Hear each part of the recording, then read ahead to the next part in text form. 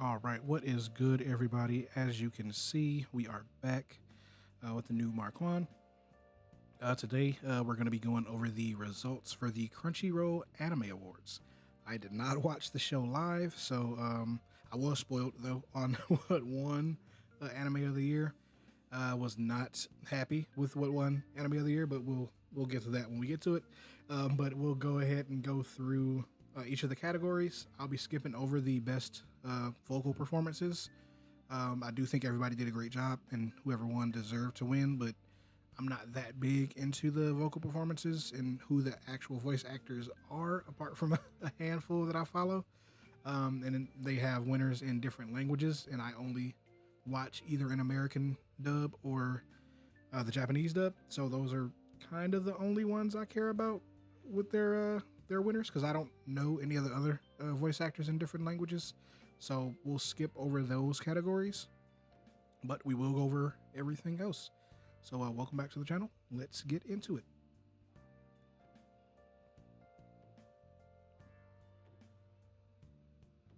All right, and we will, again, I'll be skipping over best voice artist performance for all of these languages. Not because I don't care, it's just I don't keep up with voice actors, apart from a few in Japanese. So I'll be steering clear of these, and we'll be going through the rest of the categories. And we'll start with the best ending sequence and just work our way up to Anime of the Year. So for best ending sequence, Solo Leveling Request wins. I don't know. I don't know about that. Because Kaiju number 8, Nobody's ending, that was actually my favorite of all of the ones that we have here. I'm almost certain Solo Leveling is going to sweep due to recency bias and it getting hyped up more than it deserves to be. But that's we won't talk too much about that. But I do believe Solo Leveling is probably going to have the most wins because it's Solo Leveling and it was really pushed marketing wise, and people love Solo Leveling. It's okay. It's an entertaining anime for sure. Definitely not in my top 10 of the year, if I'm being completely honest, from last year. But yeah, they won the best ending sequence. Again, not sure how deserving that is when we have Nobody with Kaiju number 8 in the mix. Also Burning from the Oshinoko season 2 was really good. And then anything Science Saru does is top notch. But again, Solo Leveling gets the win here. It was expected for the most part because it's Solo Leveling. I'm sure we'll get this result a lot, but let's see. Best opening, yes, there we go, Don to Don. One of my favorite shows from 2024. I believe it was my top show, if I'm not mistaken. For those who don't know, I write on a blog on Medium called Anite. Medium.com/Anite. I'll link it in the description just so you guys can keep up with me there. We have a bunch of talented writers who do reviews, guides, recommendation lists, things like that. Yeah, I believe when we did our Anime of the Year roundup, Don to Don was my top pick. Great show, great manga. It's doing an astounding job with the adaptation of the manga. So if you're adapting something really well and the adaptation is done really well, then only thing you can have is a good product when it comes to the final product, and they're killing it with Don to Don. I'm looking forward to the second season that drops in the summer anime season. Definitely looking forward to that. But yeah, this Creepy Nuts is freaking awesome song by Creepy Nuts. Love it. Love it, love it, love it. So they definitely deserved to win there. Who were they up against? Oh, Abyss. Yeah, this would have been a hard one for me. I'm glad Solo Leveling didn't win this, because I could have seen either of these three, Mashal, Kaiju number 8, or Don to Don winning. And yeah, Don to Don definitely deserves it. I will say though, Bling Bang Bang Born, I have that in my playlist. It gets worn out, as it's a great workout song. It's a great song. It just gets you hype and gets you moving. I love it. But yeah, was happy to see this get the win. Also, if you haven't watched Don please go watch Don. It's amazing. Best score? I mean, yeah, I can give that to Solo Leveling. I believe Hiroyuki Sawano does the soundtrack for Solo Leveling, if I'm not mistaken, but he also does the score for a bunch of other anime, so you can't really go wrong with him. I will say though, I'm biased. Don was my top show of the year last year, so I definitely wish best score had went to Don. But I kind of guessed beforehand that Solo Leveling was going to sweep because people they ride the coattails of Solo Leveling so much, even though it doesn't really deserve it. Like, it's not a trash show. The first season, I was on it. It was entertaining enough, but I've seen Power Fantasies before, and that's all Solo Leveling is. And fights are always top notch. The music is always top notch. It's just not as good as everybody is making it out to be. So, but we'll keep it moving. Best score, I'm pretty sure Hiroyuki did the score for Solo Leveling, if I'm not mistaken. And if so, can't be mad at Hiroyuki winning. Best anime song, yep, Otonoke, Creepy Nuts. Won best opening of the year and best anime song. I would agree with that.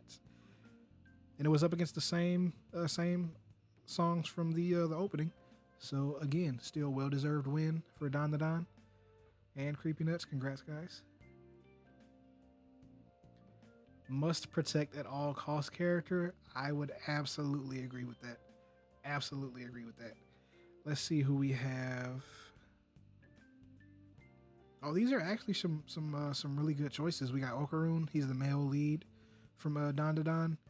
I mean, does he really have to be protected at all costs when he has superpowers? But I love him though. He's a great male lead for Don. Yuki, I would. So Sign of Affection was also in my top 10 for anime last year. I love the manga, have all the volumes. It's a really nice romance manga. I loved the anime adaptation, did a really good job. I would say Yuki gives off big must protect at all costs energy. Absolutely would agree with that. But Anya just takes it to a whole other level from Spy Family. Yeah, you can't help but want to make sure she just stays happy, man. She's so cute. And you just want her to be happy in life. So yeah, I would agree with this one. Best supporting character, Fern from Frieren. Okay, who else did we have? Fern from Frieren. No, I don't think Himo from Frieren would have been best supporting character. Jinshi from Apothecary Diaries. Turbo Granny. Okay, that's a hard second for me. Well, no, she would be tied with Seiko from Don. Both of them are from Don. Turbo Granny and Seiko. Both of them are really cool supporting characters. But yeah, I'm actually really okay with Fern winning. Frieren is an amazing show if you haven't seen it. It's an amazing manga. If you haven't read it, I would say check it out. If you prefer reading, definitely go for the manga. But if for straight anime watchers, definitely check out the anime for Frieren Beyond Journey's End. It's a look at what somebody in the Heroes Party does years after they've defeated the Demon King. And it's such a good show. But yeah, Turbo Granny is a riot in Don. She's one of my favorite characters. But yeah, Fern deserves it. I just when you like, and don't get me wrong. Well, actually, I'm not even gonna say that. He does not deserve to win best main character. He's not the best main character in any of these shows that I've seen. Literally every single one of these characters, apart from Jinwoo, could have won best main character and should have won best main character. Frieren, she's hilarious, she's intelligent, she's engaging as a character, and she is the meme queen. It's so many memes with her from her show floating around. And Kafka, he's an inspiration because he's like in his 30s and still chasing his childhood dream of standing side by side with his childhood friend, protecting the citizens after they get attacked by kaijus. And like, he's such a relatable character, especially for people who are older and have grown up watching anime. You don't really get a lot of main characters that are your age. So seeing that with Kafka is just, I just, and Momo, like she was my favorite part of Dandadan. Like she's just such a great main character that you can't help but want to see more of her. And the same goes for Okarun. Like he's a nerd, absolutely a nerd, but he balances out Momo's energy really well. And it's just Mao Mao she's the best main character I've seen as of late, because season 1 and season 2, she's always showing up. She has like genius level intellect. She has Sherlock level deducing ability, and she's hilarious. And she's also weird, so that also plays into it. I'm pretty sure she's on the autism spectrum, also relatable. But I really, really hate that he won best main character out of all of these characters, because no, he's trash compared to everybody else on the list. But I knew solo leveling was sweet because it's solo leveling, and people have trash taste, and not in the good sense. Not even being funny. Best slice of life goes to Makane.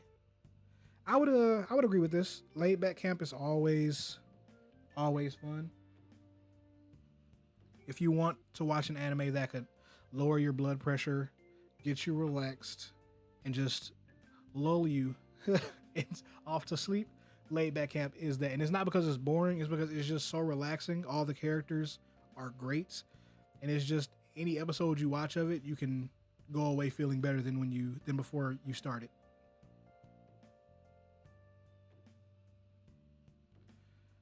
For Mr. Villain's Day Off, I didn't actually watch the whole season. The jokes got pretty old pretty quick, so I didn't finish it. My dear friend Nogotan, I don't know if I would put that in best slice of life. I would put it in best comedy though, because this was freaking hilarious. The entire season had my sides hurting because I was laughing at each episode. It was just so dumb, and Nichijou levels of hilarity and absurdity is just, it works so well. Sound Euphonium, I have not kept up with Sound Euphonium, so I can't really speak on it. But Dangers in My Heart Season 2 was absolutely my favorite romance of last year. It topped out Sign of Affection for my romance shows. It's just so well done. The main characters are so freaking adorable. You just want them to be happy together. You want them to confess to each other. You want them to be together. It's just such a great rom-com. And I don't know. I'm kind of torn between Dangers in My Heart Season 2 and Makane. But this though, I know, I mean, I would give it to Makane, because as much as I enjoy Dangers in My Heart as a whole, because I have all the volumes of the manga, this just took rom-com to another level for me, because it focused, as you can tell from the title, Too Many Losing Heroines, it focused on the girls who didn't get the guy after their confession. Like these three, Anna, Lemon, I cannot remember. I don't think it's Coterie. I can't remember her name, but she was my favorite, which sucks that I can't remember her name because she was so awkward. Yeah, each of them, none of them were able to get the guy that they wanted. They had friends who ended up going out with the guys that they liked. And then we just focus on their stories after they don't get the guy, and he's our insert character. Basically, he's the main character, but just following these girls on their journey after they experienced the heartbreak of not being able to get the result from the confession that they wanted, which was of course to be in the relationship with their crush. It was just such a great time. The light novels are good. The manga is cute. This anime was so good. It was in my top 10 as well from last year. If you haven't watched this anime, I would definitely give it a shot. If you like rom-coms, if you like slice of life, and just if you like cute girls trying to move on after they get their hearts broken. Also, Anna is a gremlin.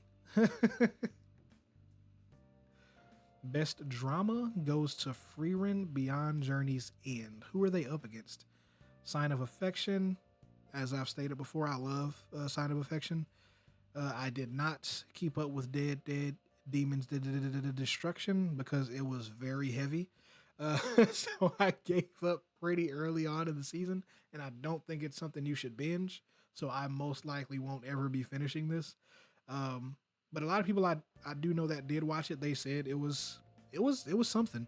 It was engaging enough for them, but it was also really heavy.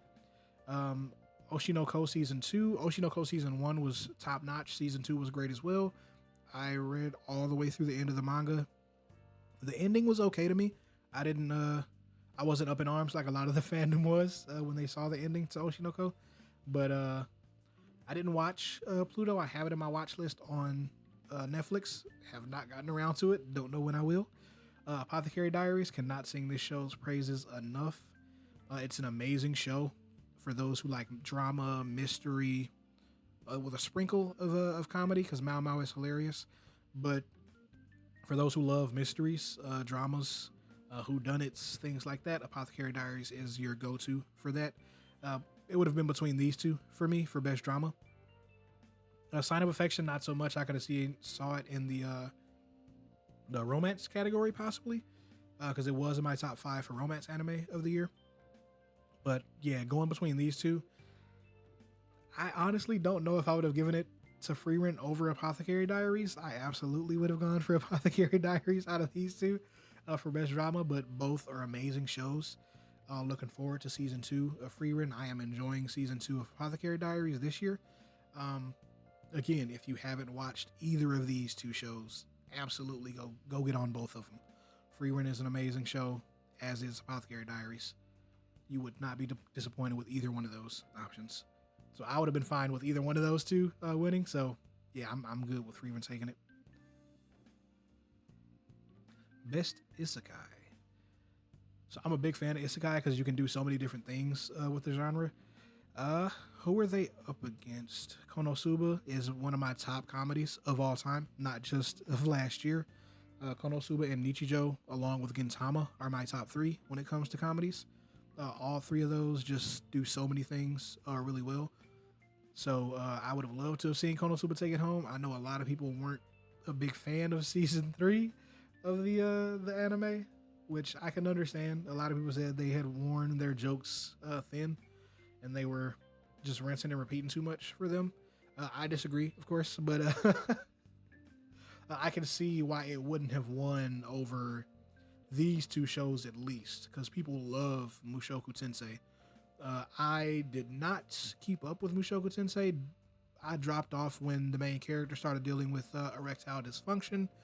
That's when I had to nope out of there. Yeah, that was a little bit outside my wheelhouse. Wasn't really on board watching half a season of him try to get a boner again. Yeah, I didn't really care that much about that particular struggle for his character. Shangri-La Frontier season 2. Season 1 was epic. I had a great time with it. I love video game anime. This is one of the better ones that I've seen. Season 2, really done well, or really well done. Didn't see it as an isekai though. For me, isekai is when you get reincarnated or summoned to another world. They're playing a VR game, so it's not really isekai. He actually logs out of the game pretty frequently, and you get to see his normal life outside of the game and see him interacting with his friends in real life. So it's not really an isekai per se. Suicide Squad isekai. This is Suicide Squad was the most anime DC group that I could think of, so that this idea alone was amazing, and just to see it come to fruition. Harley Quinn is the most anime character I could think of from comics, so I had a great time with this. I definitely wouldn't have seen it beating either one of these two. In Slime season 3, it was just a lot of table talking for a lot of people, and just characters sitting around tables talking. Not enough going on for people to have voted for it, I assume. I still finished it. I enjoy political shows, but they did do a bunch of yappening. It was the yappening season 3 for this anime, because season 2 was very much the same. But yeah, ReZero or Mushoku Tensei I could have seen winning. I'm glad ReZero won, if it had to be out of these two, because I honestly couldn't see Konosuba winning. But I actually really enjoy ReZero. Has comedy, has character growth, has a bunch of dark drama, has murder, has gore, has romance, has it's really a smorgasbord of a show. It's really done well, really well written. They have really good characters and the character arcs they go through. Just it's done really well. That's all I can really say. Like, just to see these two grow, he's just a pompous a-hole the majority of the show because he thinks he's this isekai protagonist, which technically he is, but he doesn't really have the OP powers that most of the characters of the stories that we experience with isekai have. Of course, he can die and come back, which, I mean, that kind of sucks because you have to die, but he does get to keep the memories of each life he's lived. But yeah, I just love the growth that he's experienced over the 3 seasons of the show. He's nowhere near the same guy that he was in season 3, just simping after Amelia. Amelia's grown as a character, and not just as a waifu to fawn over. She has agency of her own now, and I love that. Yeah, well deserved best isekai anime. I would absolutely be okay with this one. Best action. Let's see who they were up against. They had Bleach, Thousand Year Blood War, The Conflict. Did not watch any of Bleach, so I can't really speak on that. Kaiju number 8's action was top notch. Dandadan's action was top notch. Demon Slayer's action is almost always top notch, but I have not watched this training arc season. Windbreaker's action, I don't think I would put it on the same level as Dandadan, Kaiju number 8, or Solo Leveling. I enjoyed the show very much, but I wouldn't have given it best action, so I didn't see it winning. But I would have gone with Dandadan or Kaiju number 8, and that's not me hating on Solo Leveling. Solo Leveling's action is really good. Just, I don't know. It's not, actually, I don't know if Dandadan and Kaiju number 8's action was objectively better than Solo Leveling's, but in my opinion, I would have gone with Dandadan over Solo Leveling, and that's not just because I don't want Solo Leveling to win. It's just, you don't really care about the action taking place in Solo Leveling a lot of the time. But Dandadan and Kaiju number 8, those fights have stakes. With Solo Leveling, you never really think that Jinwoo is going to lose. He's almost always going to come out on top. And even if he doesn't really suffer for it, apart from the first episode, really. But after that, it's just him owning everybody he goes against. Even if he gets beat up a little at the beginning of the fight, he's always going to have some asshole power that lets him come out with a W. So I do not agree with this one. This should have gone to Kaiju number 8 or Dandadan, just off of the strength that the action is more than just flashy attacks. It has some weight and substance to the fights that happen and actual stakes to the fights. So yeah, disagree with this one. It should have gone to Dandadan or Kaiju number 8. Best comedy. Mashle was one of my favorite anime. The manga was really good. It's over now. We haven't gotten to the end of the manga with the anime, so hopefully we get another season or 2 to finish out the story. That'd be awesome. Out of these, though, I don't know. I don't know if Mashle for me was funnier than Konosuba and my dear friend Nokotan. Nokotan was absolutely absurd with its comedy, but it had me cracking up every episode. And as did Konosuba, I was laughing every episode. Not as hard as Nokotan, though. But Mashle, it had a more complete package when it came to comedy. The jokes weren't always one note. I know Konosuba's jokes can get pretty stale for a lot of people. And for some people, Nokotan wasn't even funny at all. So, but yeah, I'm okay with Mashle winning over Konosuba because I really enjoy Mashle.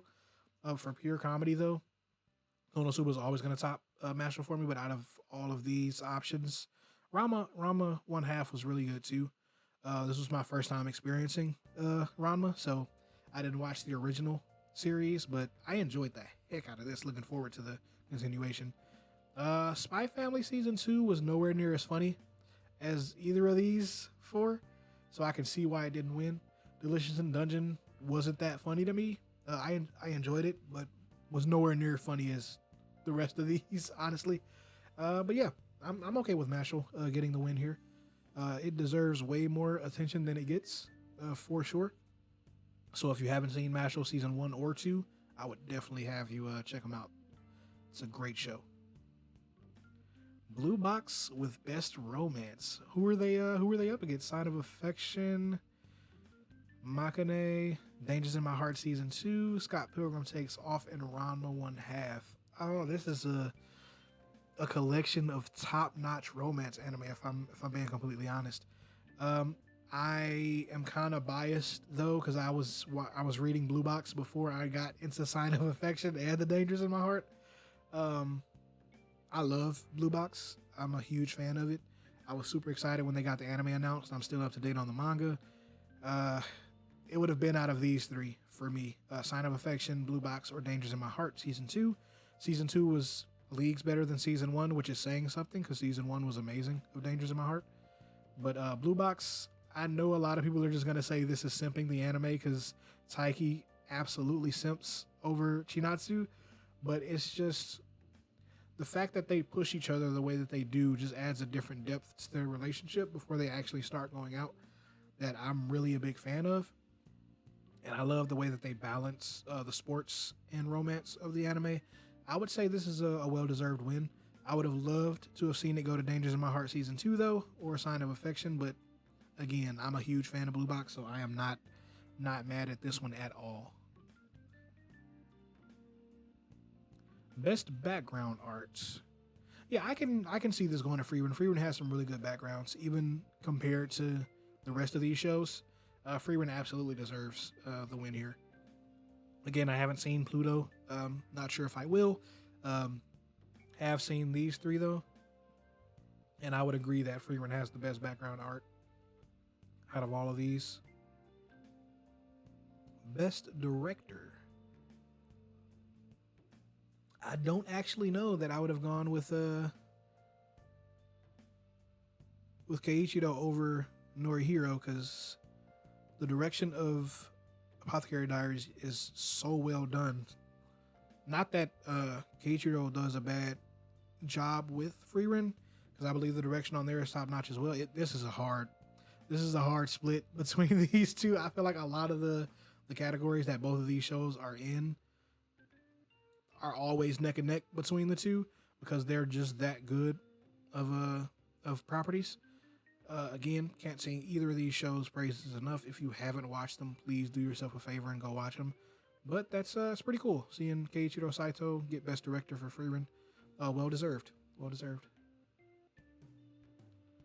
Best Character Design, absolutely. Thank you. He absolutely deserves.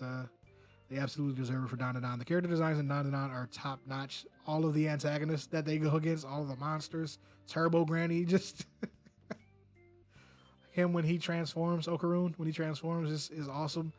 Momo is just, look at this. Just a great designed heroine. Like, she's awesome. But Delicious Dungeon had some really nice character designs. Demon Slayer, I believe all of their Hashiras are really well designed. The demons are really well designed. They're very flashy, but also I am a huge fan of Dandadan, and I like the character designs that we get there even more than the ones we get in Demon Slayer. Again, that's nothing against the designs in Demon Slayer. It's just I believe that this is a well-deserved win for Dandadan. The designs are much better, in my opinion, than Demon Slayer's. Apothecary Diaries, Kaiju number 8, Freerun. I didn't see them topping either Demon Slayer or Dandadan when it comes to character design, if I'm being completely honest. But love that they won this. Best animation. I don't actually know if I would give that to Demon Slayer over Dandadan, if I'm being completely honest. Demon Slayer's animation is always top notch though, so I can see why it won. Again, I haven't seen this season for the training arc, so just going off of previous seasons of Demon Slayer, always top-notch animation, so I can see why it would have won against Dandadan, but I'm biased when it comes to Dandadan, if you haven't noticed. I just love this show so much. It's such a great manga, such a great anime. Can't wait for season 2. But yeah, Demon Slayer, the Hashira training arc, won for best animation. Alrighty. Best original anime. I cannot speak on Ninja Kamui. I did not watch it.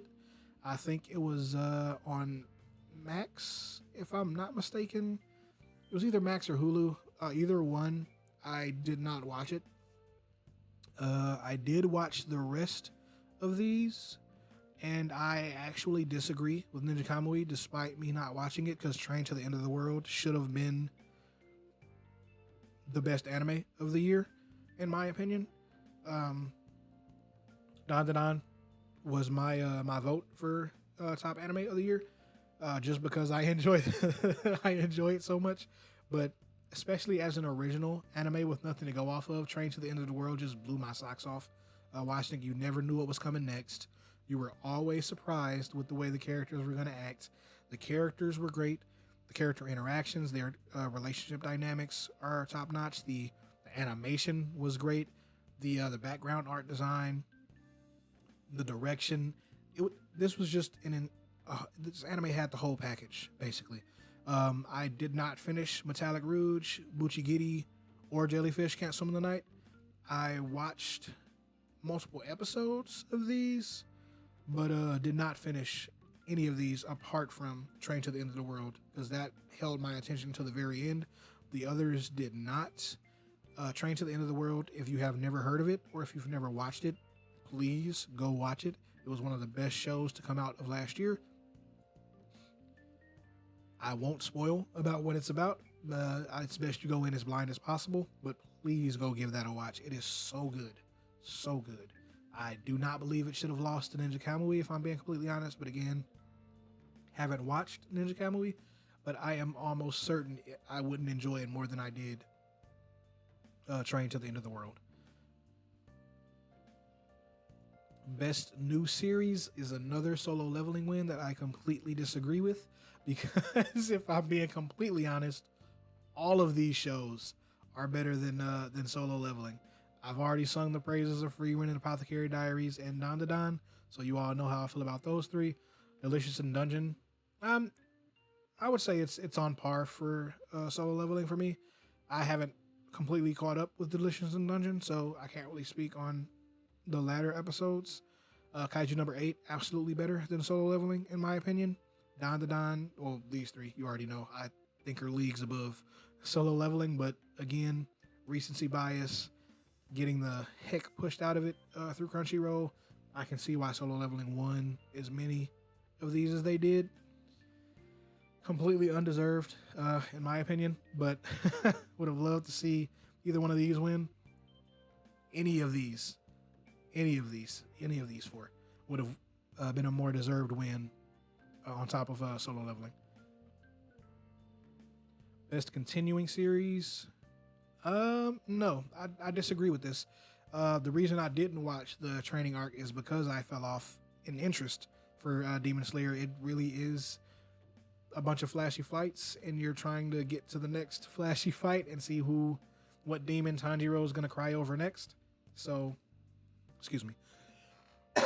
What demon he's going to cry over after he fights them next. So, no, I disagree with this. Didn't watch Bleach, so can't really speak on that. Do not watch One Piece. It's way too much of an investment. My Hero, I dropped off at season 4, if I'm not mistaken. Spy Family season 2 is definitely a better continuing series than Demon Slayer, as is Oshinoko. I would have given it to Oshinoko just because I think it's a better show overall than Demon Slayer. Spy Family is a better show overall than Demon Slayer. So either one of these two deserve the win over.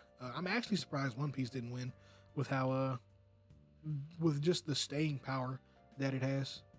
But yep, I don't think this deserves to win Best Continuing Series. Film of the Year. I love me some Haikyuu. Have not seen Dumpster Battle though. Don't really like the movies for My Hero Academia. Most likely because I fell off of the show and the fact that they're not really canon. Mononoke the movie, I didn't watch the show. Have it in my watch list, but still have not gotten around to it despite it being years old.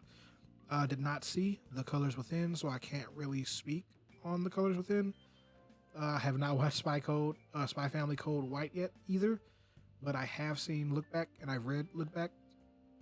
Great property, definitely deserves Film of the Year, despite me not having seen these. I feel like this deserves it no matter what, honestly. If I did see these, I'm sure this would have still came out on top for me. That's how good this is to me. It's really poignant, really really great direction, really great writing. It's just a treat. And of course, we are here at Anime of the Year, the most undeserved win for Solo Leveling, especially with it being against Don, who, in my opinion, should have won. Kaiju number 8, better than Solo Leveling. Apothecary Diaries and Freeman, both leagues above Solo Leveling in storytelling, character development, characters in general, arts, character design. It's just, Solo Leveling did not deserve this win at all. This is absolutely pandering to the fandom of Solo Leveling. But yeah, I mean, here we are. 2025 winner, Anime of the Year, Solo Leveling. Give it up for them, I guess. But also, if you haven't watched any of these other 5 shows, go watch those apart or instead of Solo Leveling. It'd be time better spent, if I'm being completely honest. And again, this is not just to crap on Solo Leveling. It's not a bad show. It's just not better than the ones it was up against. The other options that they had here, leagues above Solo Leveling, both in storytelling and characters. So yeah, that's just my 2 cents though. But thanks for hanging out with me as I rambled through the other 2025 Crunchyroll Anime Awards. Until next time, just a little heads up about what's going to be coming on the channel soon. I'm going to be reviewing a couple games that I'm going to be playing. I'm going to do some playthroughs of some games that I had wanted to play before and just never got around to. One of them is going to be the critically planned Forspoken. Going to be playing that. Going to be reviewing Dragon Age Veilguard, I think it's called. Going to be reviewing Octopath Traveler 2. I still haven't played that, but I'll be playing that this year. Another one was the recently released, I believe it's 100 Line Defense Academy. I believe that's the title. If not, I'll put it up on the screen. If it's incorrect, probably. But yeah, those are just a few of the things that I'm going to be doing on the other channel. For those who don't know, I mentioned this in my last video. I do write for a blog, Anite, over on Medium. Medium.com//Anite. I write under the pen name Marquand there. I'll link it in the description of the video. Just go check that out. We have a bunch of talented writers there who pump out some really good content. Yours truly included. Do anime reviews, anime recommendations, top 10 lists, things like that, seasonal lists. Yeah, just go check us out. Give us a read on all the articles that we pump out for you guys there. Again, link will be in the description. Like, comment, subscribe, all that good jazz. I will see you all in the next one. Deuces.